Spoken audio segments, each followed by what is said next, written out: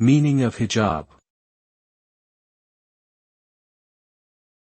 Hijab.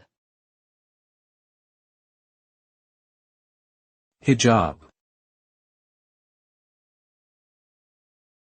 Hijab. Hijab. Hijab is a term commonly used to refer to a headscarf worn by some Muslim women as a sign of modesty and religious observance. It can also refer to the broader concept of modesty and privacy in Islamic culture. The practice of wearing a hijab is deeply rooted in Islam and is believed to show devotion to God and to promote a sense of dignity and respect for women.